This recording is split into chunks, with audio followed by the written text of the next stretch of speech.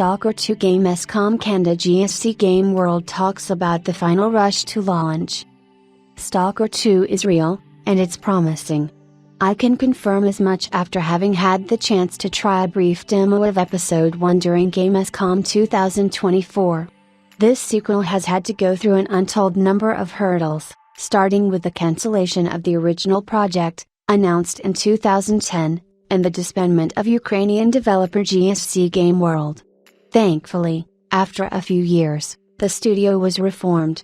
After making the real-time strategy game Cossacks 3, the team went on to make STALKER 2 at long last.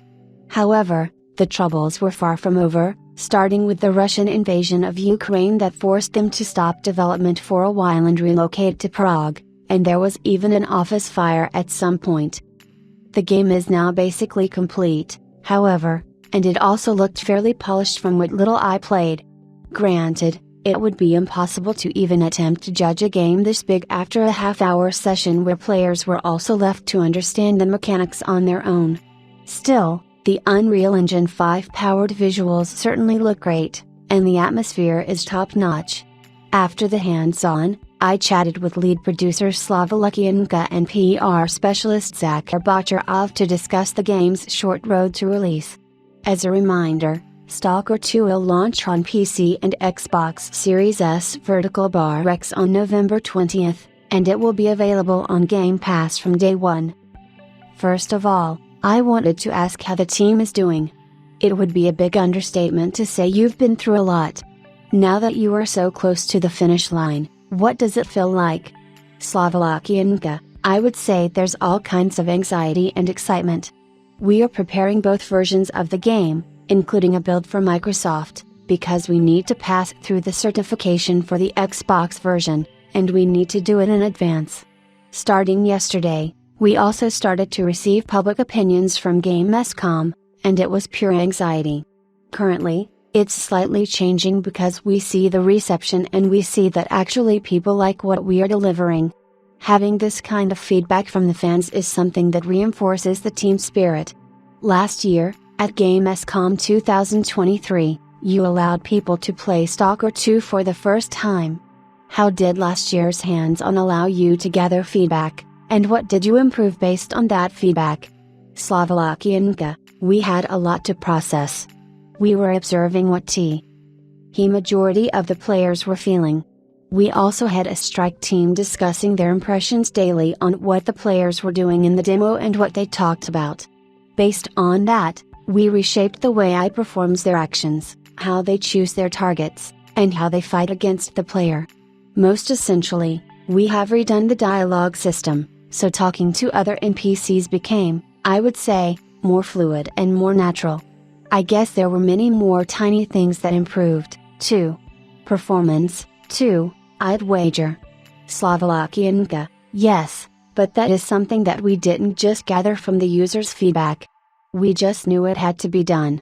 If you play on Xbox Series X, you will see the console version running at 60 frames per second, which is proof of all the efforts of our team in terms of performance.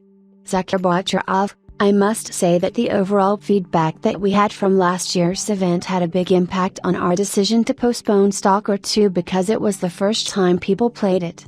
All of them said it was a true STALKER experience, shaping up nicely, but still needed some time in an oven. Since we don't have a publisher and it actually, of course, costs us money, but we don't have a publisher, so we have a certain degree of freedom of deciding when to release. So that was really useful in terms of gathering this feedback together to actually improve the game, postpone, and take time to polish certain things. We're super glad that we actually showed it, that people played it, and that we learned there were certain ways to go to improve on our way to release. You've said that you are self-publishing, but you do have a partnership with Microsoft. Zakir Bacharov, that's right. That's a Game Pass partnership and Microsoft is not pushing us in any way to release on any date or just put the content out of the game or something like that. Actually, Microsoft, they are super supportive of us. We didn't exactly ask someone from Microsoft to be our friends, but Sarah Bond is obviously a friend of the game. P. Hill, Spencer, was super supportive. All the teams from Microsoft were. They didn't put any additional pressure on us. So basically, we're self-publishing, and then we have a Game Pass deal with Microsoft. Did they help you with the optimization of the Xbox versions? QandA. Well, our team is mature enough to take care of many aspects of the game themselves. Yet, the Xbox team knows best how the Xbox performs and what's better to do in a case like we need to go deeper into the optimization. The Microsoft team visited several times, providing essential expertise on what else we could do that we didn't think of. It's not over yet. Aside from Xbox Series X, we're still working on optimization for Xbox Series S. It's going well, and the Xbox team is contributing a lot. I guess the Xbox Series S is the toughest platform to optimize for because it's weaker than the others. QandA. In our case, it's quite achievable. On Xbox Series X, we have 2 available modes. One of them is Performance Mode, W.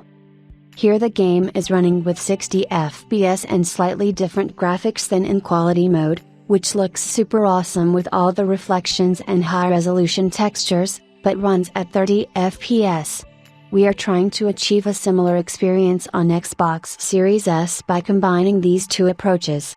Does that mean it will run at 30 FPS on the Xbox Series S with the same settings as the X's 60 FPS mode?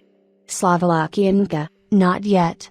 So far, we have it at 25-ish FPS on the Xbox Series S, but we still have space to optimize. On the PC side, you are working with NVIDIA, right? QandA. Yes. We are going to have software ray tracing. As for hardware ray tracing, it's too early for us, but we are experimenting with that.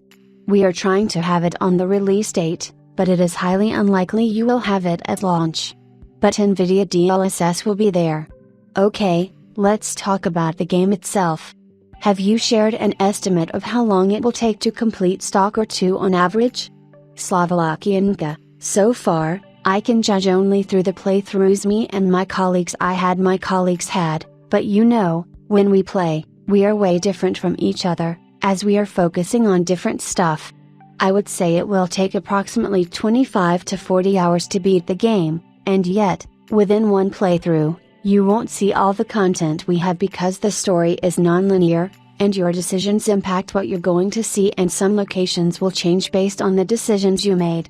So, I would say that to beat the game once, it will take 25 to 40 hours. But to see the whole game, you would need several playthroughs.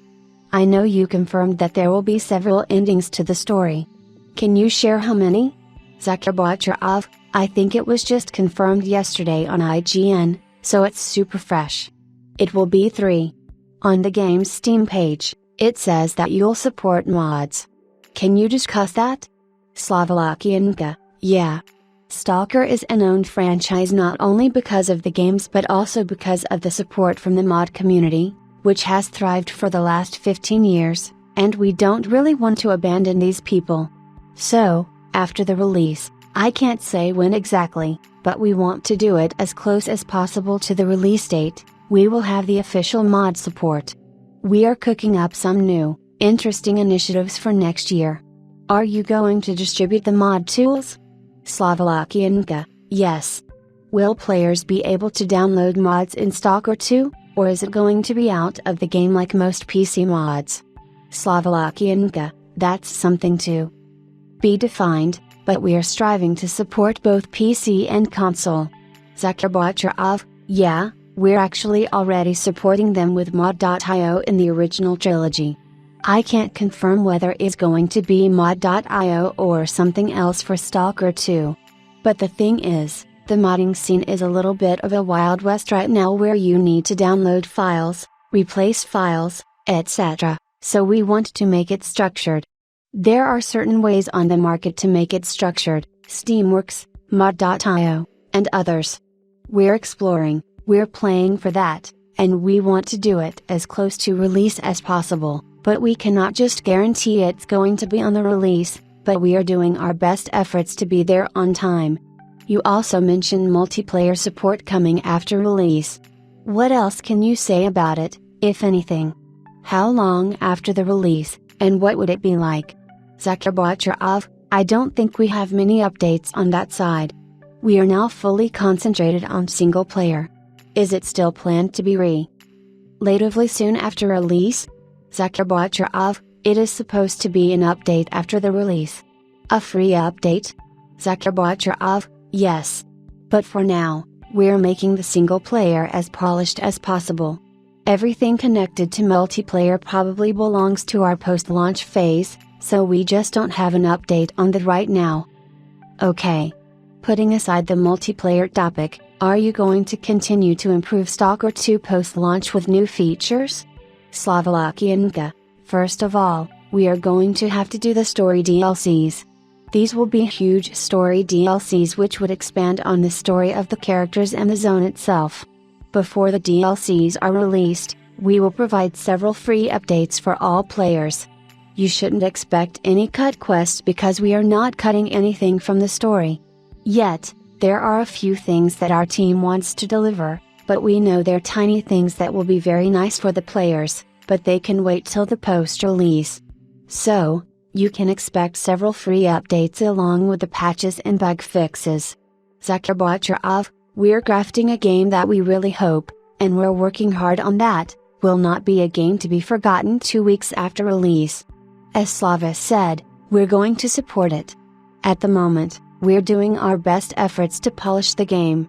If there is anything not quite there, of course, we're going to fix it post-launch just to make it technically better.